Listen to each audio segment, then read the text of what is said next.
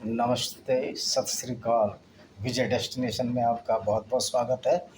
आज हम आपको बताने जा रहे हैं कुरान की जो वो आयतें जो कि मानवता को शर्मसार करती हैं और मानवता के खिलाफ भी हैं। तो पहली आयत है अल अनाम, आयत अल अनाम। और आयत नंबर 49 चैप्टर अल अनाम।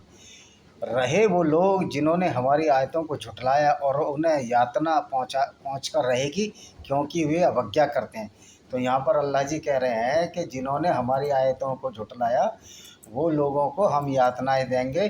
अब एक बात बताइए, जिन कुरान में ये लिखा हुआ है कि पृथ्वी घूम नहीं रही है या पृथ्वी जो है फ्लैट है, तो ऐसी आयतों को तो झुटलाना ही पड़ेगा। तो उसके बाद तो अल्लाह मियाँ ने धमकी दे दी है कि अगर मेरी इन झूठी आयतों को भी झुटलाओगे तो तुम यातना में रहोगे। और इसमें अगली अल अनाम 65 में कह रहा है, कहो वह इसकी सामर्थ्य रखता है कि तुम पर तुम्हारे ऊपर से तुम्हारे पैरों के नीचे से कोई यातना भेज दे या तुम्हें टोलियों बांटकर परस्पर बढ़ा दे और एक दूसरों को लड़ाई का मज़ा चखाए। देखो हम आयतों को कैसे तरह तरह से बयान करते हैं ताकि वो समझें। इसमें अल्लाह जी कह रहे हैं, अल्लाह मियाँ कह रहे हैं कि अगर तुम वैसे नहीं मानोगे तो हम तुमको आपस में ही लड़ा देंगे, जिससे कि आपस में एक दूसरे को मारो काटो और यातना यातना सहो। तो ये अलग बात है कि ये काफिर और काफिरों को और मुस्लिमों को लड़ाने की बात नहीं कह रहे हैं, ये आपस में मुसलमानों को ही लड़ाने की बात कह रहे हैं या आपस में काफिरों को लड़ाने की बात कह रहे हैं, ये इसमें क्लियर नहीं है। लेकिन ये अल्लाह का काम नहीं है कि वो आपस में लोगों को लड़ाए। और उससे अगली आयत हम आपको फिर बताते हैं कि अगली आयत क्या कहती है। अगली आयत अनफाल चैप्टर अनफाल 12 नंबर क्या कहती है, याद करो जब तुम्हारे रब फरिश्तों की ओर प्रकाशना कर रहा था कि मैं तुम्हारे साथ हूँ, अतः तुम ईमान वालों को जमाए रखो, मैं इनकार करने वालों के दिलों में रौब डाल देता हूँ, तुम उनकी गर्दनें मारो और उनको पोर पर चोट पहुँचाओ। तो ये अल्लाह जी कह रहे हैं, अल्लाह मियाँ कह रहे हैं कि अगर मेरी आयतों को जो इनकार करता है, जो कुरान में विश्वास नहीं रखता, जो काफिर है, तुम उनकी गर्दन मारो, मतलब उनकी गर्दनों पर मारो या कत्ल करो जो भी है, और उनके पोर पर चोट पहुँचाओ, उनके हर हिस्से पर चोट पहुँचाओ। तो ये इस तरह की बातें कर रहे हैं। उसके बाद अनफाल 13 इससे अगली आयत क्या कह रही है, यह इसलिए कि उन्होंने अल्लाह और उसके रसूल का विरोध किया, और कोई अल्लाह और उसके रसूल का विरोध करे तो उसे कठोर यातना मिलकर रहेगी, क्योंकि अल्लाह कड़ी यातना देने वाला। वो इसलिए कि कुरान की इन झूठी आयतों को ठुकरा दो, जिसमें ये कहा गया है कि पृथ्वी घूम नहीं रही है, सूर्य उसके चारों तरफ घूम रहा है और सूर्य कीचड़ में छिप जाता है और पृथ्वी चपटी है, चपटी नहीं है, एक चद्दर की तरह, बेडशीट की तरह है। और पृथ्वी 7 आसमान है, जबकि आसमान नाम कोई चीज़ नहीं है। और उन आसमानों को रोकने के लिए खंभे बनाए, मतलब इनकी सारी झूठ मानो तो ठीक, नहीं तो अल्लाह जो है तुमको चोट पहुंचाएगा। और उससे अगली आयत फिर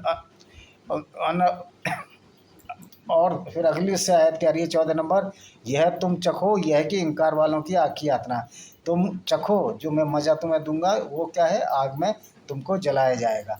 तो इस तरह की आयतें हैं। और अनअल्फाज 17 कह रही है, तुमने उसे कत्ल नहीं किया। अगर कोई भी मोमिन या मुसलमान काफिर को कत्ल करता है तो क्या बोलते हैं अल्लाह मियाँ, तुमने उसे कत्ल नहीं किया बल्कि अल्लाह ने उसे कत्ल किया। और तुमने उसकी ओर मिट्टी कंकड़ फेंका तो तुमने नहीं फेंका बल्कि अल्लाह ने फेंका, कि अल्लाह अपनी गुण गरिमा दिखाए और अपनी ईमानदारी से गुणों को प्रकट करे। निसंदेह अल्लाह सुनता और जानता है। कहने का तात्पर्य यह है, पहली बात तो है कि अगर ये अल्लाह खुद बोलता तो अल्लाह को बोलना था, तुमने उसे कत्ल नहीं किया बल्कि मैंने ही उसको कत्ल किया।